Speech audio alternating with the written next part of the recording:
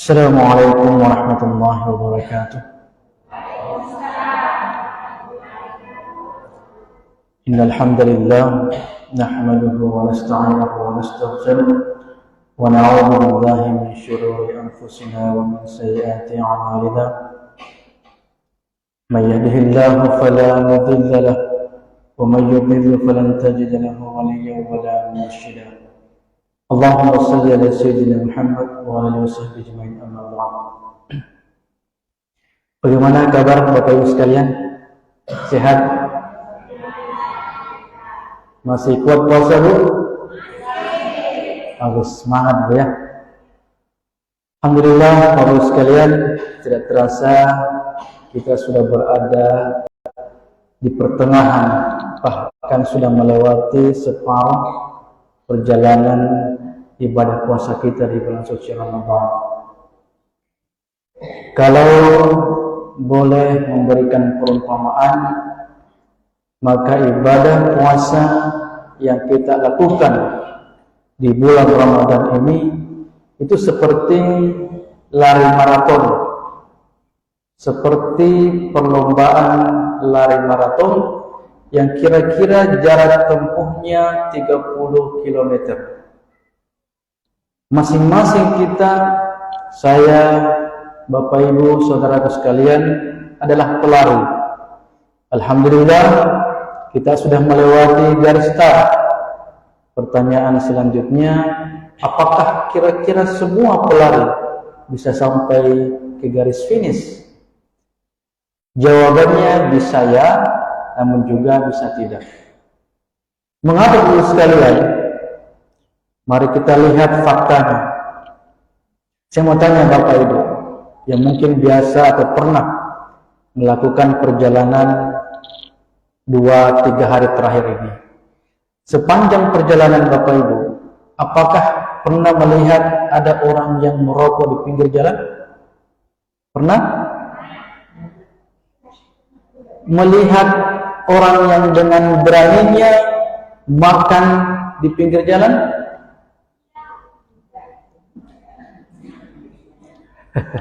Tidak sedikit Bu ya.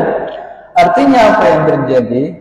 Bahwa kalaupun ternyata, mohon maaf, mereka ini adalah non-muslim, berarti mereka tidak menghargai umat muslim yang sedang berpuasa di bulan Ramadan. Namun yang jadi masalah, apabila mereka adalah merasa umat Islam, maka perlu dipertanyakan keislamannya. Jangan sampai mereka muslim hanya karena keturunan, atau jangan sampai hanya muslim KTP. Nauzubillah, summa nauzubillah. Karena sesungguhnya muslim sejati tidak akan pernah mau meninggalkan Ramadan sebelum Ramadan itu berlalu. Tidak akan pernah mau meninggalkan arena lomba lari sebelum sampai ke garis finish. Mohon maaf, banyak di antara mereka yang sudah kalah duluan di tengah perlombaan, tidak mampu sampai ke garis finish. Maka mari kita kuatkan semangat Bapak Ibu sekalian, berdoa kepada Allah, minta bantuan, minta pertolongan. La haula wa la quwata illa billah. Tidak ada daya dan upaya kami Allah kecuali hanya Engkau Allah. Berikan kami kemampuan untuk bisa sampai di akhir bulan suci Ramadan. Baik Bapak sekalian, tadi sempat disinggung oleh protokol bahwa saya menjadi imam di salah satu masjid di New York, Amerika Serikat. Nama masjidnya adalah Masjid Al-Hikmah. Kalau boleh sedikit bercerita, di Amerika Serikat kurang lebih 7 masjid yang dibangun oleh komunitas Muslim Indonesia. Saudara-saudara kita yang dari Indonesia yang merantau di sana, mereka membangun 7 masjid di berbagai negara bagian. Salah satunya adalah di kota New York. Ya, New York ini kalau kita umpamakan Indonesia seperti Jakartanya lah, pusat belanjanya Amerika Serikat ada di New York. Kalau pusat pemerintahannya ada di Washington DC, di sana ada White House atau Istana Merdekanya kalau kita, Istana Presiden. Yang ini disampaikan oleh sekalian sedikit sebelum saya menyinggung mengenai ibadah puasa. Bersyukurlah kita di Indonesia karena dalam hitungan berapa meter, ratusan meter, kita bisa menemukan masjid. Di daerah sini saja banyak masjid yang bisa kita temui untuk beribadah kepada Allah, untuk sholat. Mohon maaf di sana, ini saya sering dapatkan curhatan dari jamaah di sana. Mereka itu harus menempuh puluhan bahkan ratusan kilo untuk bisa ke masjid hanya untuk menunaikan ibadah salat Jumat. Kewajiban seorang laki-laki di sana harus menempuh puluhan bahkan ratusan kilometer untuk bisa salat berjamaah di masjid. Tapi apa yang membedakan adalah ketika mereka sampai di masjid, luar biasa kebanggaannya, luar biasa kesenangannya, luar biasa semangatnya. Mengapa? Karena dia menemukan lagi tempat di mana yang susah sekali ditemukan. Artinya apa? Semangatnya untuk beribadah kepada Allah luar biasa. Bersyukurlah kita hampir di setiap sudut bisa menemukan masjid. Makanya bila waktu salat, waktu dikumandangkan azan hayya 'alas shalah, maka mari kita tunaikan ibadah berjamaah di masjid. Karena ada suatu waktu nanti, ada suatu saat nanti di mana kita ingin sekali, rindu sekali berjamaah di masjid, namun sayang sekali tidak bisa ke masjid. Mengapa? Bisa karena waktunya tidak sempat, bisa juga karena kondisi fisik lagi sakit, terbaring di rumah, atau mungkin terbaring di rumah sakit sehingga tidak bisa sampai ke masjid salat berjamaah. Hadirin jamaah tarawih rahimakumullah, ada sebuah riwayat yang menjadi inti pada malam ini, mudah-mudahan bisa menjadi motivasi, pelajaran buat kita semua. Rasulullah Shallallahu Alaihi Wasallam dalam sebuah riwayat mengingatkan kepada kita, mewanti-wanti kepada kita, Rajiman anfu rajulin, sungguh merugilah seseorang, dzukirtu indahu falam yusalli alayya, ketika nama saya disebut akan tetapi dia tidak bersalawat kepadaku. Maka merugilah orang apabila nama Rasulullah Shallallahu Alaihi Wasallam disebut kemudian dia tidak bersalawat kepada beliau. Mari kita buktikan. Nabi kita Muhammad Rasulullah Sallallahu Alaihi Wasallam. Sekali lagi, siapa Nabi kita? Muhammad Rasulullah Sallallahu Alaihi Wasallam. Allahumma shalli wa sallim alaihi. Mengapa sekalian? Karena jangankan kita, Allah saja dan para malaikat itu berselawat kepada beliau. Inna Allaha wa malaikatahu yusalluna 'alan nabi ya ayyuhalladzina amanu sallu wa sallimu taslima. Allah saja dan para malaikat itu bersalawat kepada Nabi. Apalagi kita ini umatnya, ya. Di hari kemudian Bapak sekalian, mohon maaf, di hari kemudian satu-satunya Nabi yang bisa memberikan syafaat, yang bisa memberikan bantuan di hari kemudian hanyalah Nabi kita Muhammad Sallallahu Alaihi Wasallam. Mudah-mudahan dengan wasilah bersalawat, semakin cinta kita kepada beliau, mudah-mudahan bisa mendapatkan syafaatnya di hari kemudian. Yang kedua, Rasulullah mengingatkan, Rahimna anfu rajulin dakhala alaihi Ramadan thumma salah qabla an yukfarlah.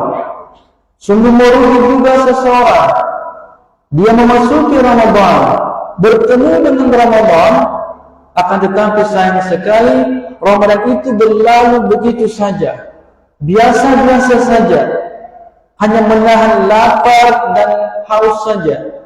Selebihnya itu sama persis dengan bulan-bulan sebelumnya. Tidak ada peningkatan kualitas ibadah, baik itu ibadah wajib maupun ibadah sunnahnya. Qabla ayyukfar, dan tidak mendapatkan ampunan Allah. Mengapa? Karena hanya dibiarkan berlalu saja. Jangankan kita, mohon maaf Bapak Ibu, yang bersungguh-sungguh meminta ampunan Allah Subhanahu wa Ta'ala agar supaya diampuni segala kesalahan kita yang pernah kita lakukan di masa lampau mungkin. Mohon maaf Bapak Ibu sudah tua, di masa-masa mudanya mungkin pernah melakukan kemaksiatan, melakukan dosa, maka renungkanlah kesalahan kita dan minta ampun kepada Allah Subhanahu wa Ta'ala. Momentum Ramadan ini adalah momentum untuk mengintrospeksi diri, perbanyak merenung. Siapa tahu Allah memberikan ampunannya kepada kita. Amin ya rabbal alamin. Yang terakhir Bapak Ibu sekalian, rahima anfu rajulin adraka alaihi abawahu kibar falam yudkhilahu jannah. Sungguh merugilah seseorang yang masih mendapati orang tuanya, masih bersama dengan orang tuanya, masih hidup orang tuanya, akan tetapi dengan kehidupan bersama dengan orang tuanya itu tidak menjadikannya dia bisa masuk ke dalam surga. Artinya apa? Ada di antara manusia, mudah-mudahan kita tidak termasuk, yang orang tuanya masih hidup sampai saat ini, masih ada di sekeliling kita, akan tetapi tidak sedikit di antara mereka yang bermasalah dengan orang tuanya, durhaka dengan orang tuanya, tidak mau merawat orang tuanya. Bahkan mohon maaf, ada di antara mereka yang karena merasa sibuk dengan urusan pekerjaannya, orang tuanya sudah tua renta, bahkan rela memasukkan orang tuanya ke dalam panti jompo. Sering saya dapati di Parepare banyak kejadian seperti itu. Ketika orang sibuk, orang tuanya sudah sangat tua renta, betul mampu membayar menggaji untuk merawat orang tuanya, bahkan dimasukkan ke dalam panti jompo. Namun sayang, seribu sayang, mereka tidak sadar bagaimana pengorbanan orang tua dulu semasa mereka masih kecil. Adik-adikku sekalian, jangan pernah merasa malu memiliki orang tua mungkin yang lemah atau rendah pendidikannya, merasa malu orang tuanya yang sudah tua renta, merasa malu karena orang tuanya tidak memiliki kelebihan, atau merasa malu karena memiliki orang tua dengan kelemahan fisik. Ada sebuah kisah sebagai penutup pada kesempatan kali ini. Mohon adik-adikku sekalian renungkan kisah ini. Ada anak SD, kira-kira usianya kelas 4 atau kelas 5 SD. Setiap kali orang tuanya datang ke sekolah, dia merasa malu, terutama ketika diundang orang tua menghadiri penerimaan rapor di sekolah. Mengapa malu? Karena ternyata ketika ibunya sampai di ruang kelas, teman-temannya mengolok-oloknya. Kasihan sekali kamu, ibumu sudah tua. Kasihan sekali kamu, diejek teman ini, diejek oleh teman-temannya. Apa yang terjadi? Ternyata ibunya ini memiliki kekurangan fisik, yaitu sebelah matanya rusak. Ketika pulang, dia berkata kepada ibunya, "Bu, tolong tidak usah lagi datang ke sekolah, karena saya malu, saya diketahui oleh teman saya dibully, diejek oleh teman saya." Tapi karena ibunya sayang, dia tenang saja, walaupun rasa sakit dalam hatinya. Singkat cerita, Bapak-Ibu sekalian, anak ini besar, remaja, masuk di sekolah SMP, masuk di sekolah SMA. Singkat cerita, dia selesai dan cukup cerdas anak ini. Bahkan dia mendapatkan beasiswa bantuan untuk lanjut S1 di luar negeri, tepatnya di negara tetangga, yaitu negara Singapura, mendapatkan beasiswa di Singapura University, salah satu kampus terbaik di Asia. Apa yang terjadi? Karena dia cukup cerdas, dia berprestasi, lulus sarjana dengan predikat yang cum laude. Karena termasuk lulusan terbaik, maka dia begitu mudahnya mendapatkan peluang kerja. Banyak perusahaan-perusahaan besar di sana menawari dia. Akhirnya dia mudah mendapatkan pekerjaan yang diinginkan. Alhamdulillah, dia bisa mendapatkan pekerjaan sesuai dengan yang diinginkan, mendapatkan fasilitas, dapatkan rumah, kendaraan, bahkan sudah punya keluarga, punya istri, dan punya anak. Semua kelebihan-kelebihan dunia yang dibutuhkan dia sudah dapatkan. Pertanyaannya, apa yang terjadi dengan ibunya?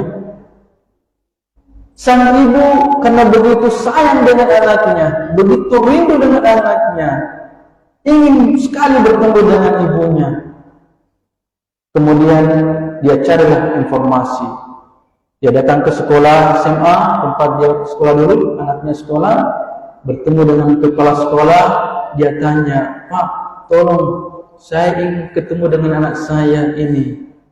Di mana dia sekarang? Karena selama beberapa tahun ini dia tidak pernah berkabar." Maka kepala sekolah mengatakan, "Oh, anak ibu sekarang sudah menjadi orang sukses, menjadi orang yang berhasil di Singapura. Dia bekerja di sini di perusahaan terbesar di sana." "Oh, alhamdulillah, saya senang sekali Pak. Tapi saya ingin sekali ketemu dengan anak saya." Maka dicarilah informasi, akhirnya diberikanlah alamat orang tersebut. Betapa senangnya sang ibu hanya mendapatkan alamat anaknya. Ingin sekali bertemu dengan anaknya karena sangat rindunya kepadanya. Singkat cerita, sang ibu menjual beberapa hartanya, emasnya, cincin, kalungnya, hanya untuk membeli tiket pesawat dan persiapan berangkat ke sana. Sesampai di alamat tujuan, apa yang terjadi Bapak sekalian? Diketuklah pintu, keluarlah anak kecil yang lucu-lucu sekali, yang sangat menggemaskan. Dan ketika anak itu membuka pintu, dia langsung teriak, "What a monster! Daddy, there is a monster outside." "Bapak, ada monster di luar." Ya, karena di negara sana menggunakan dua bahasa, bahasa Melayu dengan bahasa Inggris. Katanya, "Bapak, ada monster di luar." Dia kaget karena belum pernah melihat orang seperti itu. Sudah tua, kemudian rambutnya putih, rusak satu matanya. Ya. Kemudian karena kagetnya, penasaran, akhirnya bapaknya keluar. "What happened, sweetie? Ada apa yang terjadi, nak?" Pas dia keluar, ternyata dia lihat ibunya datang. Bukan senang melihat ibunya, apa yang dia katakan kepada sang ibu? "Bu, mengapa ibu datang ke sini?" Masya Allah, na'udzubillah. "Mengapa ibu jauh-jauh datang ke sini? Anak saya kaget melihat ibu. Kedatangan ibu justru mendapatkan, mohon maaf, malapetaka." Na'udzubillah, thumma na'udzubillah. Apa kata sang ibu? Bukan itu sebenarnya yang diharapkan oleh sang ibu, tapi dengan hati yang sangat tenang dia katakan, "Mohon maaf, saya salah alamat." Akhirnya dia pergi dengan merasa sangat kecewa, sangat sedih. Dia pulang kembali ke Indonesia. Beberapa tahun kemudian ada undangan kepada alumni SMA tempat orang ini sekolah dulu. Ada acara temu alumni yang biasa kita mungkin pernah ikuti. Diundanglah termasuk alumni-alumni yang berhasil, yang sudah sukses. Dan ternyata betul, salah satu di antara yang diundang untuk berbagi pengalaman adalah dia. Ya, sang anak yang sudah sukses di negara Singapura.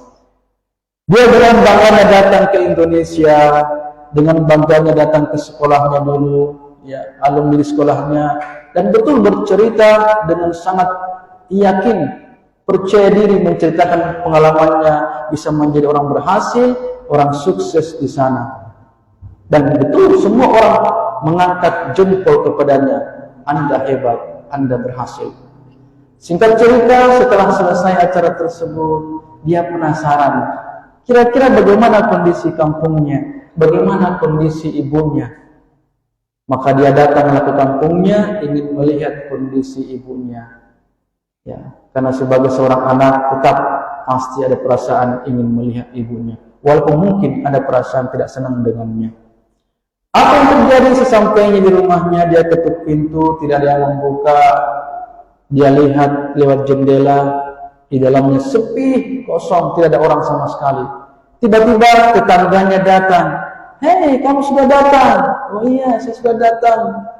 Mana ibu saya? Dia langsung bertanya. Tetangganya menjawab, ibumu sudah meninggal 2 bulan yang lalu. Dia merasa sedih, tidak juga. Dia hanya berkata, oh ibu saya sudah meninggal ya.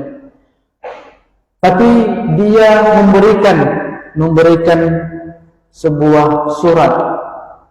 Sebelum meninggal dia berkata, jika kelak nanti anak saya datang, tolong berikan surat ini. Akhirnya diberikanlah surat tersebut dalam bentuk amplop, ya, dan dia berangkatlah kembali naik bus menuju ke bandara ingin kembali ke Singapura. Di tengah perjalanan, ya, dia penasaran, kira-kira apa isi dari amplop ini? Surat apa kira-kira yang ibu saya buat? Jangan-jangan mungkin surat warisan, harta warisan yang diberikan kepadanya. Ketika dia buka amplop itu, dia baca isi suratnya. Ternyata isinya adalah curahan hati seorang ibu. Dia mengatakan, singkatnya, anakku, saya minta maaf. Sepanjang hidup ini mungkin saya hanya memberikan penderitaan kepadamu. Masih teringat ketika saya pertama kali datang ke sekolah, kamu merasa malu, dihina oleh teman-teman kamu. Saya minta maaf. Masih teringat ketika saya datang ke rumahmu di Singapura, anakmu yang lucu-lucunya itu kaget, teriak histeris karena melihat saya, takut melihat saya dengan fisik yang saya miliki. Saya lakukan semua ini karena saya ingin melihatmu untuk yang terakhir kalinya, karena saya kangen sekali ingin bertemu denganmu. Tapi satu hal yang tidak ingin saya sampaikan, bahwa dulu waktu kamu masih kecil pernah terjadi kecelakaan, kamu terjatuh dan kepalamu terbentur dan matamu rusak salah satunya di sebelah. Dibawalah ke dokter. Dokter mengatakan secara medis anak ini tidak bisa lagi dibantu matanya, rusak sebelah matanya. Tapi ibu memohon, apa solusinya? Saya tidak ingin melihat anak saya ini tumbuh besar dengan kekurangan fisik. Dokter mengatakan, bisa saja anak ini dibantu jika ada orang yang mau mendonorkan matanya. Maka tolong mencari siapa kira-kira yang bisa menjadi donor untuk mata ini. Maka ibu berusaha mencari, terus mencari. Akan tetapi dia tidak menemukan pendonor mata. Dia bertanya, dokter, apakah boleh saya mendonorkan mata saya? Dia mengatakan, kalau ibu bersedia dan rela, tidak jadi masalah. Maka singkat cerita, sang ibu mendonorkan matanya untuk anaknya tersayang. Membaca isi surat itu, apa yang terjadi? Sang anak ini menangis, meneteskan air mata, baru sadar bahwa sebelah mata yang dia pakai melihat sampai saat ini ternyata adalah mata sang ibunya yang dia donorkan, yang dia relakan memberikan kepadanya selama ini. Kemudian dia kembali ke kampungnya, mencari kuburan ibunya. Namun apa yang terjadi? Sesampainya di kuburan tersebut, dia menangis, meminta ampun, meminta maaf, menyesal atas sikap yang telah dia perbuat selama ini. Sayang 1000 sayang, ibunya sudah meninggal. Adik-adik sekalian, terutama Bapak Ibu sekalian, apa hikmah dari kisah ini? Pelajarannya adalah bahwa jangan sampai detik ini, jangan sampai saat ini ada di antara kita yang punya masalah dengan orang tuanya. Tolong sekali lagi tolong, mari kita perbaiki kesalahan tersebut.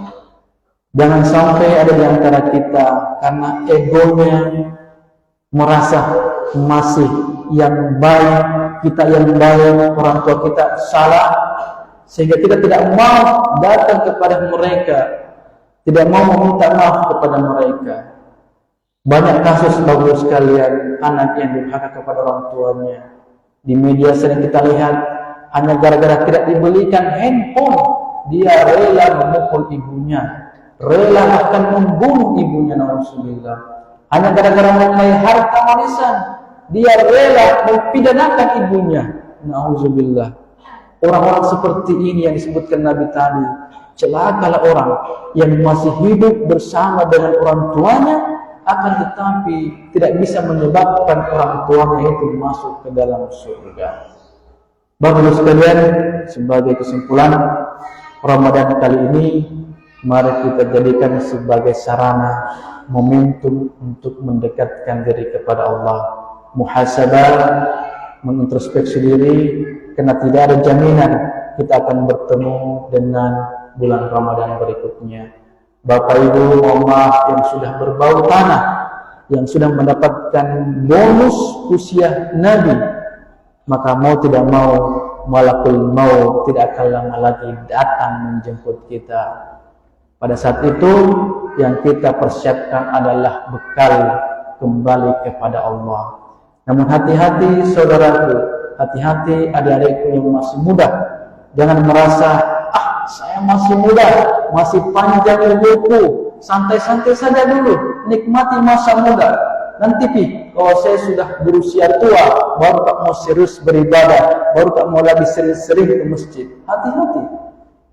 Kalau kita ziarah kubur, coba ditengok, dilihat.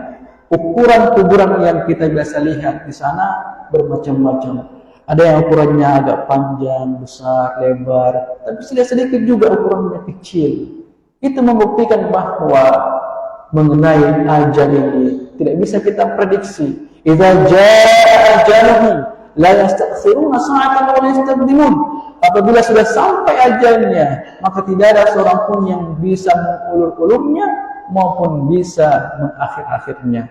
Yang pasti semua di antara kita, saya, bapak, ibu, pasti akan kembali ke sana. Tua, muda, sehat atau sakit, laki-laki, perempuan, apabila sudah datang saatnya, sudah naik undiannya, maka mau tidak mau kita akan kembali kepada Allah.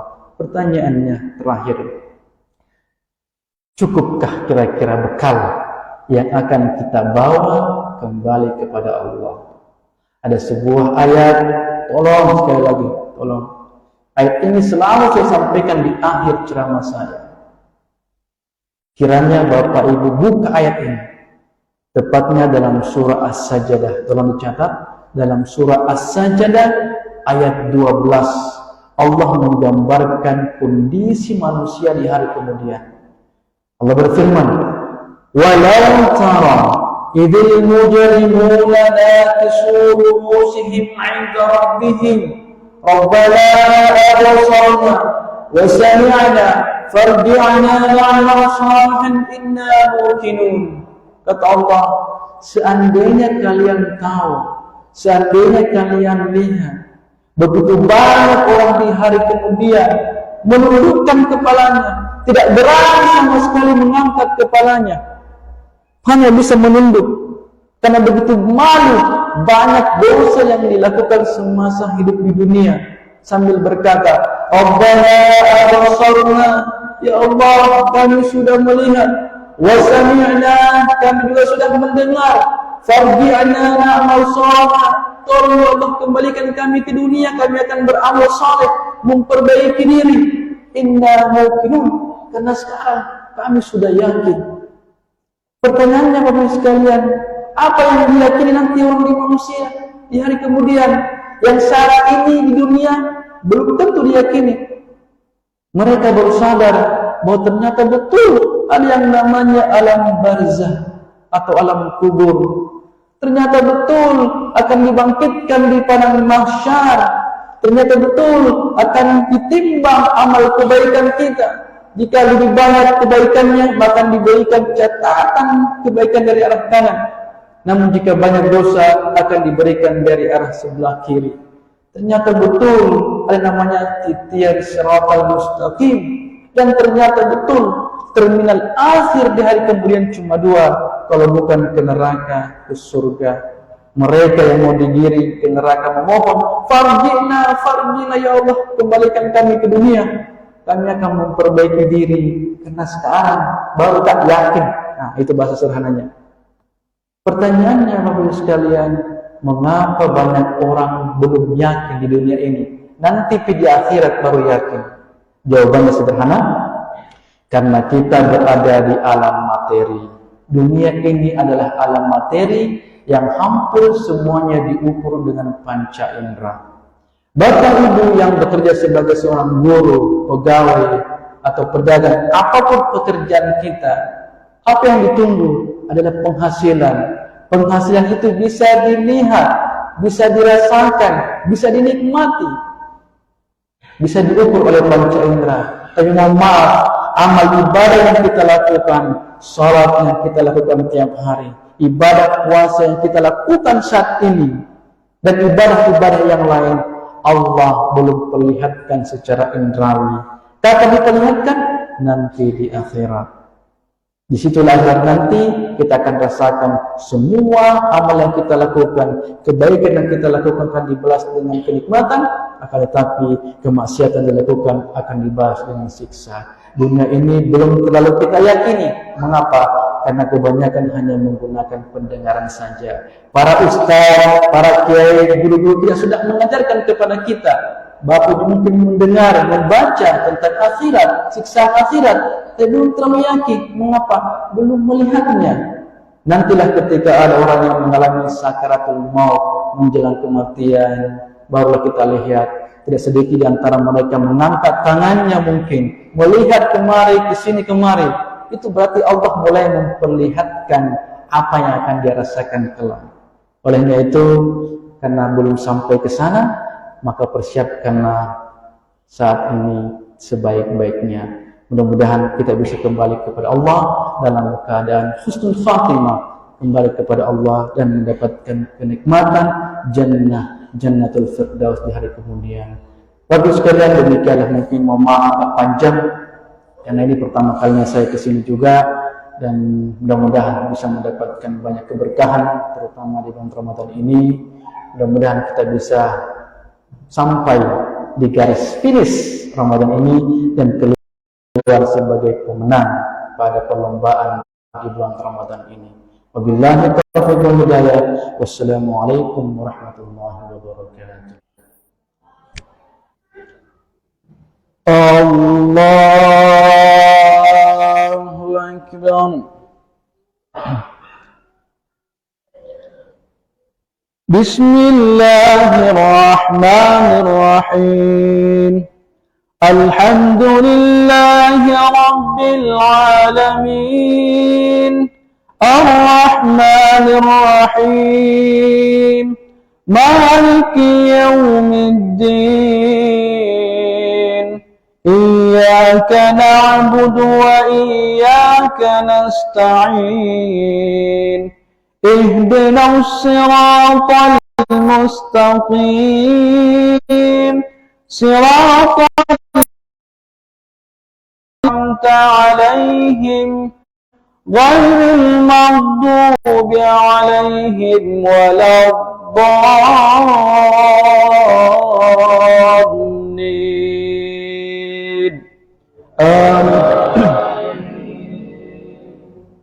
Akbar wa kana minal kafirin.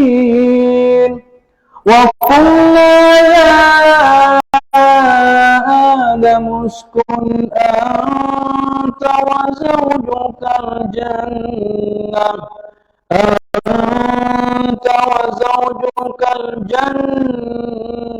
wa kula minha ragadan haitsu syi'tuma wa la taqraba hadhihi asy-syajarata fatakuna minadh-dhalimin.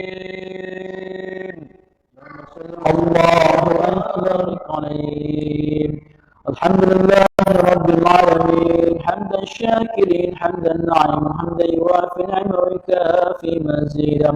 Allahumma rabbana taqabbal minna salatana wa siyamana wa qiyamana wa ruku'ana wa sujudana wa tadarru'ana wa takhashwana wa ta'abbudana wa tammim taqsirana birahmatika ya arhamar rahimin.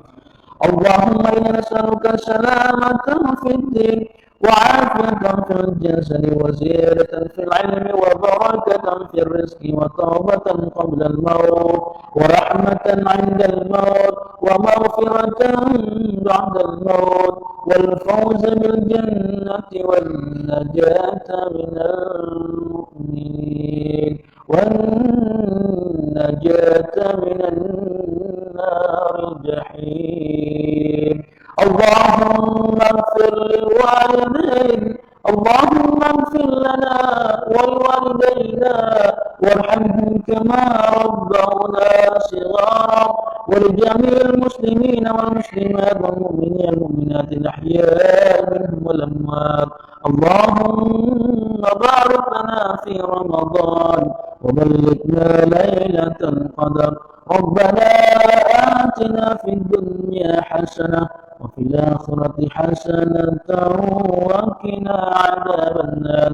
وصلى الله على سيدنا محمد، الحمد لله رب العالمين. الفاتحة.